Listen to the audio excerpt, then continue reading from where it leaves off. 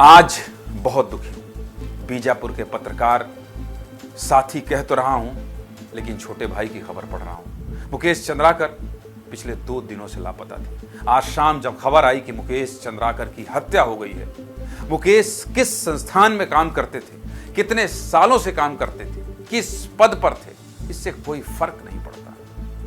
मुकेश की सबसे बड़ी पहचान यही रही कि देश का कोई भी पत्रकार अगर बीजापुर रिपोर्टिंग करने पहुंचता था तो उसका ठिकाना मुकेश चंद्राकर के इर्द गिर्द होता था, मुकेश चंद्राकर का घर ही होता था। शायद अब वो ठिकाना बदल जाए, पर मुकेश को लेकर जो प्यार पत्रकारों के दिल में था वो हमेशा के लिए अजर अमर है। मुकेश के साथ क्या हुआ, मुकेश कब लापता हुए, इस पूरी घटना को लेकर पहले ये रिपोर्ट देख लीजिए, फिर आएंगे तो मुकेश पर विस्तार।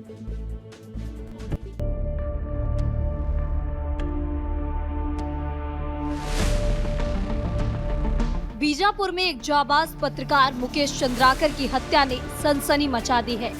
2 जनवरी की सुबह मुकेश अपने कमरे में नहीं थे, गाड़ी घर पर ही खड़ी थी।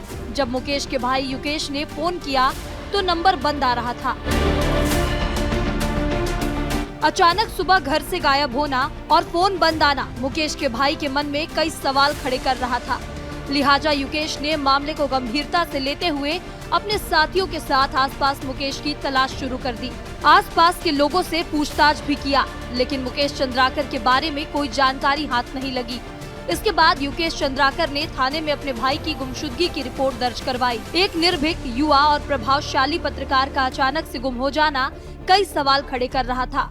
पुलिस को जब गुमशुदगी की रिपोर्ट मिली तो तत्काल कार्रवाई करते हुए पतासाजी का हर संभव प्रयास किया गया। 3 जनवरी की शाम बीजापुर की चट्टान पारा बस्ती में ठेकेदार सुरेश चंद्राकर के परिसर में एक टंकी के अंदर से उनकी शव को बरामद किया गया। कौन है सुरेश चंद्राकर, ये भी आपको बताते हैं। ठेकेदार सुरेश चंद्राकर कांग्रेस का नेता भी है, जो पुलिस की नौकरी छोड़कर फिलहाल ठेकेदारी कर रहा है। रिपोर्ट की माने तो 1 जनवरी की शाम ठेकेदार ने मुकेश चंद्राकर को अपने घर बुलाया था। शाम 7 बजे के बाद मुकेश चंद्राकर का फोन बंद आने लगा। बताया जा रहा है कि मुकेश चंद्राकर की हत्या 1 जनवरी को ही कर दी गई थी।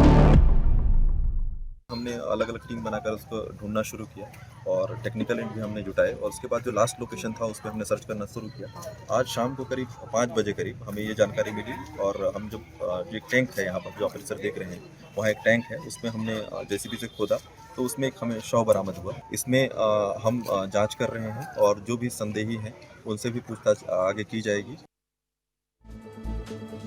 ऐसा कोई पत्रकार हो जो बीजापुर जाए और उसने मुकेश के हाथ से बना हुआ खाना न खाया। मैं बाहर के पत्रकारों की बात कर रहा हूं। उसकी एक ही पहचान थी कि यह मेरे और मेरे जैसे उन सैकड़ों पत्रकारों के छोटे भाई थे। आज मैं आपसे तमाम पत्रकार साथियों का दर्द साझा करने आया हूं। मुकेश चंद्राकर के बड़े भाई युकेश चंद्राकर विस्तार न्यूज में मेरे साथी हैं। इनकी रिपोर्टिंग के बहुत सारे किस्से सुनने को मिलते हैं। कई बार इन्होंने जान पर खेलकर रिपोर्टिंग की।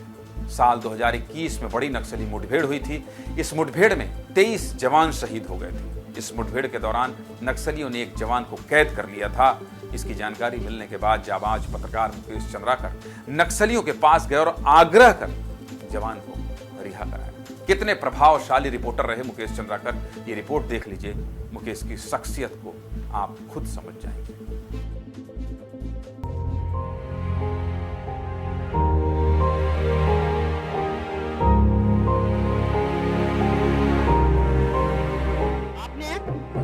अलग अलग किस्म के डांस देखे होंगे, अलग अलग लोगों के डांस देखे होंगे।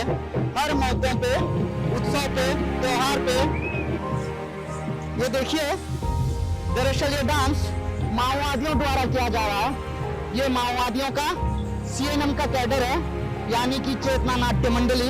ये बस्तर के बीहड़ों में जश्न के रूप में डांस नहीं कर रहे हैं, बल्कि माओवाद संगठन के उदय के बाद से अब तक जितने ये माओवादियों का तंबू है, और इस तरह के कई सारे तंबू आसपास बने हुए हैं। ये माओवादी सदस्यों को आप देखेंगे अत्याधुनिक हथियार पकड़ के टेंट में आराम कर रहे हैं। ये देखिए, माओवादियों का बनाया ग्रेनेड लॉन्चर है। ब्रह्मावरम कैंप को लूटने के उद्देश्य से माओवाद संगठन द्वारा हमले को अंजाम दिया गया था। माओवादियों की किस तरह की परिस्थितियां आ रही हैं, इसका अंतिम पड़ाव क्या होता है, ये तो आने वाला वक्त ही बताएगा। नक्सलियों के गढ़ में जाकर रिपोर्टिंग करना हर किसी के वश की बात नहीं है। सैकड़ों की संख्या में जहां नक्सली रहते हैं, वहां जाकर न जाने कितनी बार मुकेश चंद्राकर ने रिपोर्टिंग की थी। न चेहरे पर कोई भय रहता था, न कोई सिकन। बेखौफ होकर रिपोर्टिंग करते थे और अपने काम का लोहा मनवाते थे। मुकेश जितने बेबाक तरीके से अपना काम करते थे, उतने ही सहज और सरल इंसान भी थे। आज वो हम सबके बीच नहीं हैं। छत्तीसगढ़ ने एक अनमोल रत्न को खोया है, अपना बेटा खोया है। पूरी खबर आप देख रहे थे और आप देख रहे थे कि मुकेश चंद्राकर किस तरह से एक गांव का कपड़ा पहने हुए उस लिबास में न जाने कहां कहां जाते थे, जोखिम लेते थे और उसके बाद एक खबर बनाकर आते थे और फिर भेजते थे और वो टीवी न्यूज चैनल में चलता था। आज इसलिए इस खबर पर विस्तार से बात कर रहा हूं क्योंकि पत्रकारों की आवाज कौन उठाएगा? पत्रकारों का शव इस तरह से दफना दिया जाएगा। एक ठेकेदार इतनी हिम्मत कर लेगा, एक ठेकेदार के कैंपस में एक पत्रकार का शव मिलेगा, वो भी सेप्टिक टैंक के अंदर। इसमें आक्रोशित होना पड़ेगा, इसमें गुस्सा होना पड़ेगा, इसमें चीख चीख कर चिल्ला कर सवाल पूछना पड़ेगा कि एक ठेकेदार की इतनी हिम्मत कैसे हो गई कि वो मुकेश चंद्राकर जैसे एक होनहार, एक जाबाज पत्रकार को मारने की कोशिश कर कैसे हो। इसलिए बस्तर को करीब से जानने वाले, बस्तर के पत्रकारों के बीच रहने वाले मेरे साथी संजय ठाकुर बीजापुर जा रहे हैं क्योंकि मुकेश के भाई युकेश हमारे साथी हैं, विस्तार न्यूज से जुड़े हैं, वो हमारे परिवार का हिस्सा है। आज वो बेसुध हैं। मेरी लगातार युकेश से बात हो रही है, दुखी है, इसलिए बात करना जरूरी है। और मृगेंद्र जो कि लगातार नजर बनाए हुए हैं, न्यूज रूम रायपुर में है, वो उनके साथ रवि भी हैं। इन सभी लोगों से चर्चा करना इसलिए जरूरी है क्योंकि ये सब मुकेश को बहुत करीब से जानते हैं। अभी क्या स्थिति है संजय, और आप कहां पहुंचे हैं? आपसे बातचीत हो रही है, पुलिस से जो बातचीत हो रही है उसके आधार पर किस निष्कर्ष पर पहुंची है पुलिस, और जड़ तक पहुंचने का प्रयास दिखाई दे रहा है या नहीं? संजय। देखिए ताज़ा अभी जो फिलहाल मेरी बातचीत हुई है, मुकेश के शव को टैंक से बाहर निकाल लिया गया है। बहुत ही शातिर तरीके से सोच समझकर इस पूरी हत्याकांड को अंजाम दिया गया। मुकेश को पहले जो सुरेश चंद्राकर का ये जो एक ऐसा इलाका है, एक ऐसा जगह है जहां वो अपनी गाड़ियां खड़े रखता था, जहां अपने मजदूर रखता था, वहां पहले उसे बुलाया गया, वहां उसकी हत्या की गई। उसमें कौन लोग वहाँ मौजूद थे, पुलिस इस बात का पता कर रही है। उसकी हत्या के जो हम निशान देख पा रहे हैं, उसके सर पे वार किया गया है, उसके पीठ पे 6 वार किए गए हैं, उसकी छाती पे गहरा निशान है, यानी कि नृशंस हत्या की गई है। बिल्कुल सोची समझी साजिश के तहत हत्या की गई है। इसके बाद उस सेप्टिक टैंक में उसके शव को डाला गया और सेप्टिक टैंक के ऊपर 8 इंच का एक स्लैब की ढलाई की गई ताकि और कोई उस टैंक को खोल ना पाए। आज जब हमारे साथ युकेश वहाँ पहुँचे 3 बजे पहुँच कर उन्होंने मुझे कहा कि इसे खुलवाना चाहिए दादा, इसे तोड़ना चाहिए, मुझे शक है इसके अंदर कुछ हो क्योंकि इसकी ढलाई कल ही हुई है। हमने पुलिस अधिकारियों से बात की, हमने कहा कि सर वहाँ जो चट्टान पारा के अंदर सुरेश चंद्राकर की जो जगह है उसे खोलना चाहिए। इसके बाद पुलिस वहाँ पहुँची, जब वहाँ उसे तोड़ा गया सेप्टिक टैंक को तो उसके अंदर से मुकेश का शव मिला है। तो बहुत कम शब्द हैं। देखिए मैं रास्ते में हूँ, भैरमगढ़ पहुँचा हूँ, बहुत लंबा सफ़र लग रहा है। आज 2 घंटे से गाड़ी चला रहा हूँ, पहुँच नहीं पा रहा हूँ और सोच रहा हूँ कि युकेश का सामना करना है। मैं डर रहा हूँ युकेश के सामने जाने से। मैं क्या बोलूँगा? कल से उसको बोल रहा था कि सब ठीक है यार, तू फालतू तनाव ले रहा है, सब हो जाएगा। मुकेश तो नक्सलियों के बीच से वापस आ जाता है, वो क्या ही होगा उसका, तेरे को वो संभालता था, अब तक भली छोटा भाई था। तो बड़ा मुश्किल है जब आप जो सवालों का जवाब देना उसके कि वो लगातार मेरी बात हुई पूछ रहा है क्या हो अभी गया, मेरी क्या बात हो हुई गया? युकेश से मेरी बात हुई। युकेश बोला कि दादा मैं अपने छोटे भाई को प्यार से जिस नाम से बुलाता है, युकेश उस नाम से बुलाने के बाद बोला कि दादा मैं कल अंतिम संस्कार करने के बाद आपके पास आऊँगा और मैं बताऊँगा, कुछ बात आपसे करना चाहता हूँ। मैंने कहा अभी संभालो। मैंने स्थानीय पत्रकारों से भी बात की संजय, और मैंने कहा सतीश से मैंने बात की, मैंने कहा युकेश को संभालिए क्योंकि एक जवान भाई, उसका दोस्त जैसा भाई उसके बीच से चला गया है, तो वो दुखी तो है, आहत है। आप भी जा रहे हैं, आप संभालिएगा। मृगेंद्र, पूरे राजधानी में और पूरे छत्तीसगढ़ में क्या स्थिति है? वरिष्ठ पत्रकारों से आपकी बात हुई होगी। देश भर के तमाम बड़े पत्रकार इस खबर के बारे में दिल्ली में फ़ोन करके मुझसे पूछ रहे हैं कि ये क्या हो गया, ये क्या हो गया। पूरे देश में मुकेश चंद्राकर के मौत की खबर के बारे में लोग जानना चाहते हैं। पुलिस ने भी बहुत ज़्यादा बयान नहीं दिया, जांच चल रही है और जो भी जांच में पता चलेगा हम आपको लगातार बताते रहेंगे। लेकिन पत्रकारिता की बिरादरी में किस तरह की चर्चा है, मृगेन जी आपकी जिन लोगों से बात हो पाई, क्या बस्तर बंद करने की बात कर रहे हैं, छत्तीसगढ़ में भी इस तरह की बात हो रही है, पत्रकारों से बातचीत में क्या निष्कर्ष निकला है? मुकेश तो हमारे बीच में नहीं रहा। मृगेन जी।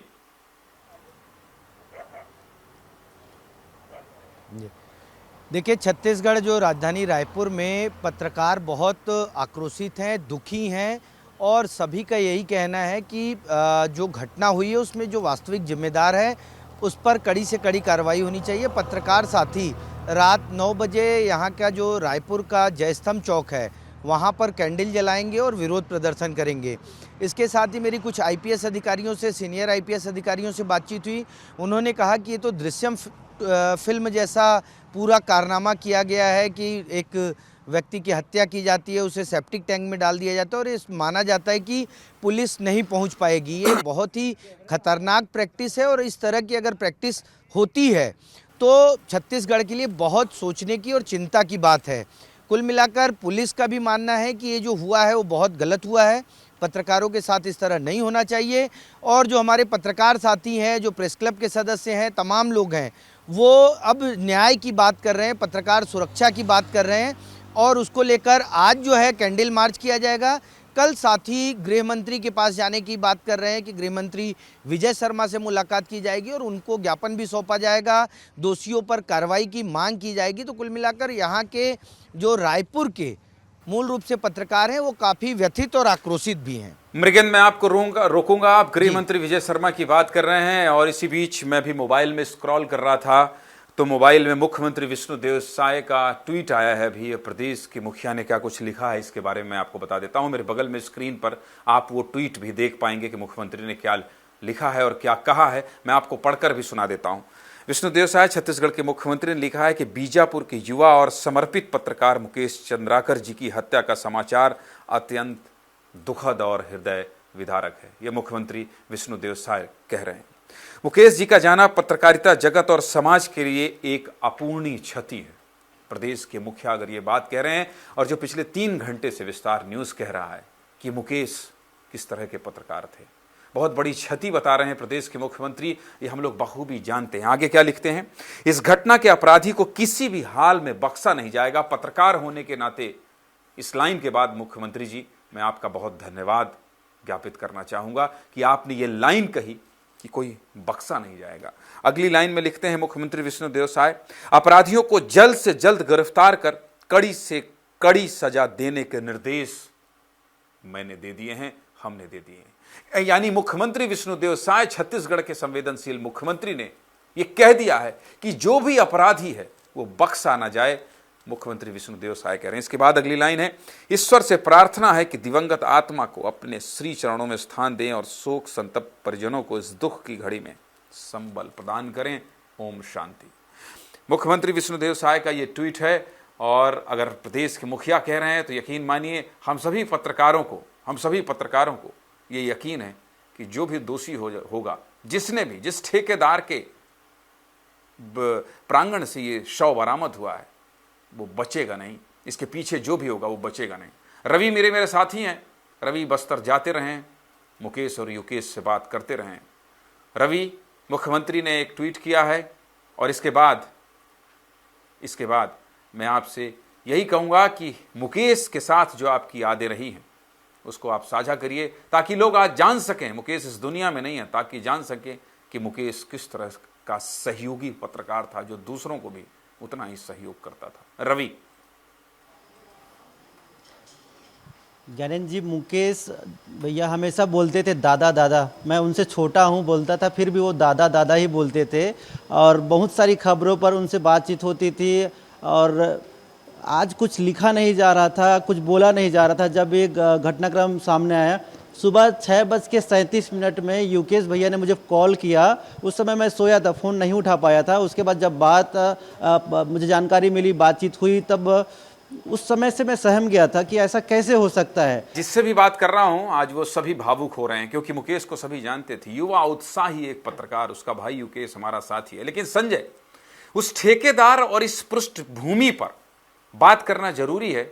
मेरे दर्शक ये जानना चाहते हैं, जो अभी चूंकि पुलिस की विज्ञप्ति में केवल ठेकेदार का नाम आया है कि उसके कैंपस से शव बरामद हुआ है, ऐसे ही किसी कैंपस में किसी की बॉडी नहीं दफना दी जाएगी। पुलिस का बयान आएगा, जो भी आधिकारिक बयान होगा वो हम बताएंगे संजय। लेकिन इसके पीछे की पृष्ठभूमि बताइए कि कैसे मुकेश को मारने का प्लान बना लिया गया। स्थानीय पत्रकारों से मेरी बात हुई है, उन्होंने ये तक कहा कि ये प्लान्ड मर्डर है। किस तरह से मुकेश को अपने जाल में फंसाया गया। 2-2, 3-3 लोग फिर हैदराबाद जाने की बात कही और वहां ले जाकर हत्या करके शव को दफना कर उसके ऊपर प्लास्टर से ढक दिया गया। जो पृष्ठभूमि है इस पूरी हत्या की, जरा इस पर एक जानकारी दीजिए संक्षिप्त में, जो पुलिस के बयान के आधार पर आप बता सकते हैं संजय। जी, ठेकेदार सुरेश चंद्राकर द्वारा बीजापुर में एक बड़ी सड़क बनाई जा रही है जिसका मूल्य लगभग 120 करोड़ के आसपास है। मुकेश द्वारा कुछ दिनों पहले इस सड़क में भ्रष्टाचार की खबर चलाई गई थी।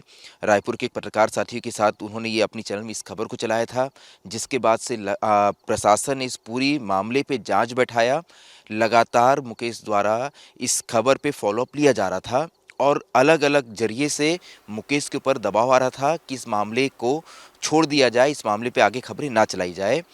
तो ये जो बात है, ये कई साथी ऐसे हमारे हैं, जगदलपुर के साथी, रायपुर के साथी, जिन तक भी कॉल जा रहे थे कि इस खबर को दबा दिया जाए, लेकिन वो खबर लगातार मुकेश चलाते रहे। इसके बाद 1 जनवरी की रात जो पुलिस से हमारी बात हुई है, रोहित चंद्रकार जो कि सुरेश चंद्रकार के छोटे भाई हैं, इनसे मुकेश की बात हुई है। मुकेश अपने घर से हाफ पैंट पहन कर ही निकले, जो सीसीटीवी है उसमें उनकी फुटेज आई है। मुकेश पैदल निकले, बहुत ही कैजुअल तरीके से निकले, यानी कि इनके बीच जो बात हुई थी कि उन्हें मिलना है, किसी बात के लिए मिलना था, वो मिलना चाहते थे। मुकेश निकल गए घर से। इसके बाद से ही उनका फ़ोन लगभग 9 बजे से स्विच ऑफ आने लगा। जब उनकी लास्ट लोकेशन पता की गई तो सुरेश चंद्राकर की एक साइड जो चट्टानपारा में है, बस स्टैंड के पीछे, बीजापुर में, आप बीजापुर गए हैं, बस स्टैंड के पीछे का इलाका है, वहाँ ये साइट है, वहाँ उनकी लास्ट लोकेशन मिली। इसके बाद पतासाजी की गई, लगातार देखा गया तो रोहित चंद्राकर जिनसे बात हुई थी मुकेश की आखिरी, वो तुरंत ही अगले दिन यानी 2 तारीख को वो दिल्ली निकल गया और वहाँ जाने के बाद उसने अपना फ़ोन बंद कर दिया। पुलिस का शक यहीं से बढ़ा। इसके बाद पुलिस ने अपने जांच का दायरा जो है वो सुरेश चंद्राकर, रोहित चंद्राकर और इनके आसपास के इलाकों में सीमित किया। जो इसकी साइट है वहाँ पर हमारे साथी युकेश पहुँचे, इनके साथ अन्य पत्रकार साथी पहुँचे। उन्होंने लगातार मुझे फ़ोन किया, बोला भैया यहाँ पे एक सेप्टिक टैंक है जिसके ऊपर कल ही ढलाई की गई है, इसे हमें तुड़वाना चाहिए। मैंने बस्तर जी से बात की, मैंने बस्तर जी से रिक्वेस्ट की कि सर वहाँ एक साइट है, अगर उसको तुड़वाते हैं तो शायद कुछ मिल जाए, कोशिश करते हैं सर, क्योंकि हर जगह हम हाथ पैर मार रहे हैं। उन्होंने कहा मैं बात करता हूँ। इसके बाद वहाँ एक टीम भेजी गई। टीम भेजने के बाद उस साइट को तुड़वाया गया और मैंने वो तस्वीरें भेजी से शेयर की। मैंने कहा कि सर ये सेप्टिक टैंक ये बंद है, इसे तुड़वाना है। मैंने आपसे भी कहा कि इसे तुड़वाते हैं तो कुछ पता चल जाए। और देखिए जिस बात का डर था वही हुआ, जैसे उस सेप्टिक टैंक को तोड़ा गया। तो है कि आपने वो कोशिश की, बस्तर आईजी से बात की और आप बीजापुर जा रहे हैं, जगदलपुर से बीजापुर जा रहे हैं। कोई भी जरूरत हो युकेश को संभालिएगा, पूरा ख्याल रखिएगा, क्योंकि हमारे बीच का मुकेश चंद्राकर अब हमारे बीच नहीं रहा। मुकेश आप जहां भी रहेंगे, आपका लोहा मानेंगे लोग। आपने बस्तर को, पत्रकारिता को, बस्तर की पत्रकारिता को एक नई दिशा दी है। बहुत बहुत श्रद्धांजलि।